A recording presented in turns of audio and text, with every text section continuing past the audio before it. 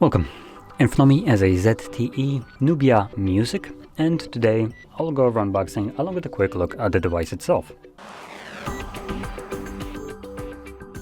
So let's just get straight into it. This is a newly released device from Nubia, and this one, even though it's catering towards music listening and has like some specialization, I'll presume, into that one, it's more of a budget device. It's one that you might just pick up as just a music player alone. Now, getting into the box, let's see what we got here. Now here we have a couple of things. So we have instructions, got a case, and we also got a plastic screen protector. As you can see, this is plastic. Now, below that we have the device itself. Let's just get that out.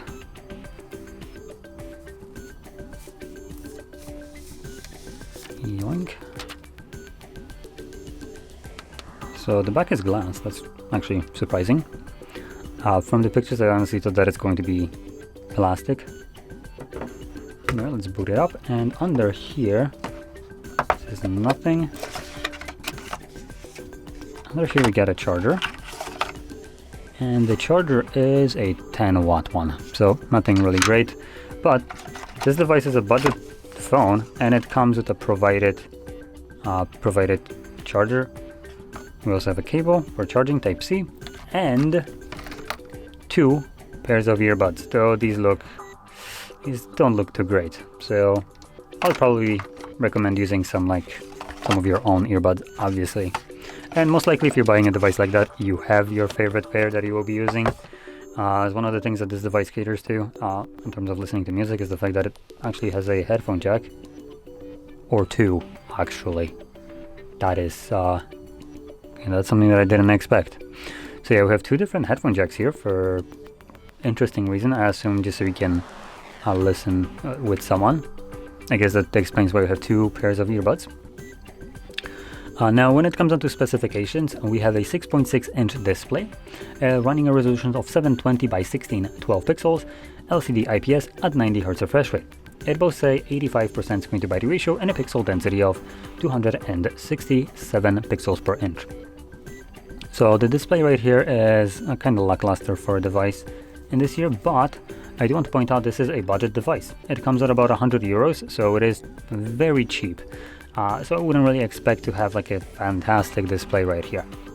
Now, if we move over to the specifications of the internals, we have a 5000 mAh battery with 10 watts charging that's going to be charging for a while though. We also have a 4 GB of RAM and 128 gigs of storage with the storage being eMMC 5.1 storage type. It also supports micro SD cards for expanding the storage, and is being powered by a Unisec SC9863A, which is, let's see if I can actually quickly get some kind of info. If this is some kind of I don't know, specific name for it that is more known. Nope, at least I can't find quickly. So yeah, but I'm pretty sure this isn't super powerful processor, so I'm not necessarily not 100% sure, but this device is budget, so I wouldn't expect it to be amazing. Now, if we flip it over to the camera, so we have what looks to be a dual camera setup, main sensor being a 50 megapixel f1.9 aperture wide sensor. Then we get what's called auxiliary lens, which is basically other words of bullshit camera or sticker camera, which is this one, absolutely useless. And then at the front we have a 5 megapixel f2.4 aperture wide sensor, and with the back cameras you can record videos at 1080p up to 30 frames, and with the selfie 720p at 30 frames. So there we go, that's basically all the info that there is to the device. Obviously it also has a gigantic speaker at the back right here for music listening. I'm not sure I would be ever utilizing this. See, bear with me. I'm gonna go to the setup and we can test it out and see how it sounds. It is designed for listening to music, so I hope it sounds good.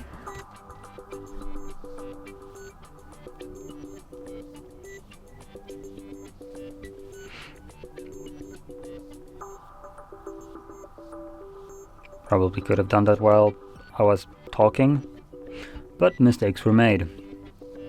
So let's actually searching for nothing. Let's go over the other things which I actually didn't really talk about. So around on the right side we have our volume rockers along with our power button, which is color coded. At the top, like I already pointed out, we have 2 headphone jacks. Then on the left side we have our SIM/SD tray, and at the bottom we have our Type-C charging port along with a microphone. And you can probably see there's no like speakers on this side. It's only this gigantic little wheel right here that will provide you with sound. And the design of it, honestly, not my cup of tea right here. It kind of looks tacky, so I would have preferred something a little bit more plain. You don't need to look like a stop sign when using this. Also, what I shouldn't need to do is wait half an hour for it to connect to Google. And additionally, we also have the case. So, putting that on.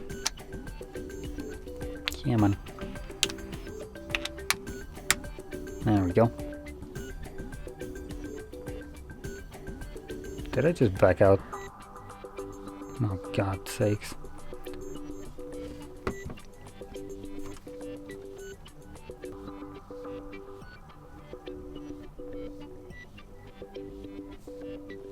There we go. So I can finally finish up the setup.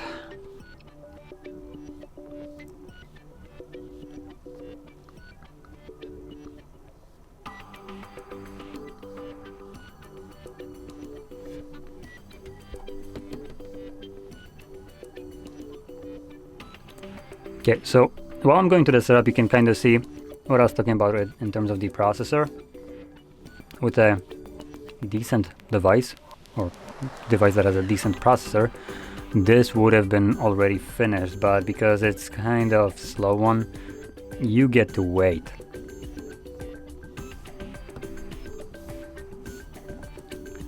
So yeah, all the actions you can see, it's kind of sluggish in terms of just navigating through it, the animations. It supports apparently 90 Hz refresh rate, but if it does, then the processor isn't fast enough to even utilize 90 Hz. As you can see, just scrolling down, in certain cases, it just looks not good. Come on.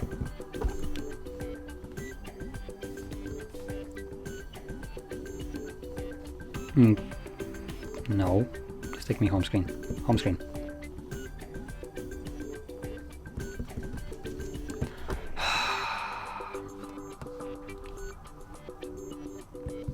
No, I don't want to install any app. Cancel.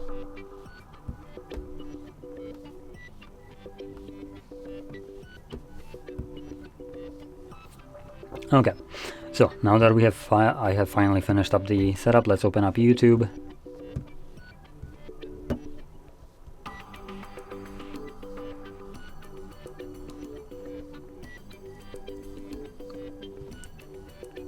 So you can clearly see how slow it is.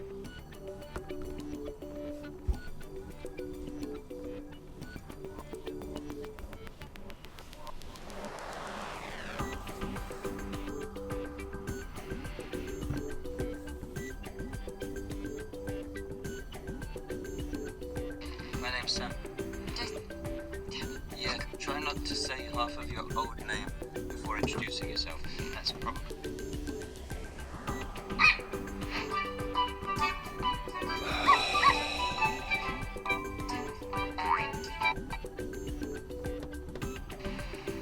There we go, finally.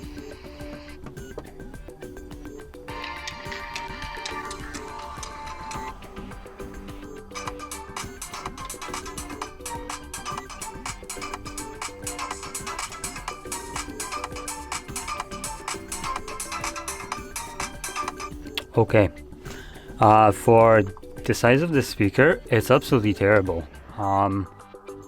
Phones this probably won't be the best kind of comparison, but something like, for instance, Fold or from Samsung, which is stupidly more expensive device, or iPhones, produce significantly better sound quality while basically being constrained to tiny little speaker holes on a side. Specifically Fold being one of those that has one of the better sounds, and being half the thickness of this one just makes this seem kind of redundant. It's a gigantic speaker that is super flat, and it feels like it cracks. The sound just kind of has this popping, like it's just blowing up the speaker, even though it's not even like super loud.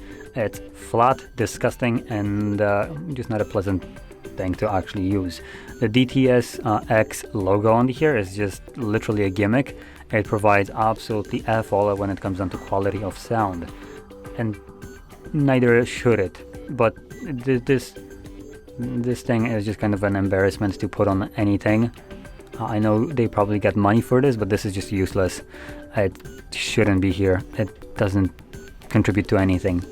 The only thing that I can't really test out fully, which will be the most important part of it, would be the sound through headphones. So I do have IEMs at home, the inner monitors, a pretty cheap pair, but still they do need some decent kind of drivers to be pushed to deliver the crisp, full sound, and anything that doesn't have that obviously will just sound garbage. Like it's very flat, unappealing. So that's something that I would want to really test out, but I didn't bring them with me because I expect that the drivers in here for the headphones are also probably going to be on the cheaper side, even though this is designed for music. If they are, then all your headphones will still sound crap, even if you have something like in-ear monitors, which would defeat kind of the purpose of such a thing. I'm just speculating with this one specifically, as I have nothing to test it out. But considering this is a $100 device, I have low expectations in terms of the basically the drivers for or sound card in here that would be able to drive this something more power hungry like IEMs. But anyway, with that being said, hopefully you found this video helpful, and if you did, don't forget to smash like, subscribe, and thanks for watching.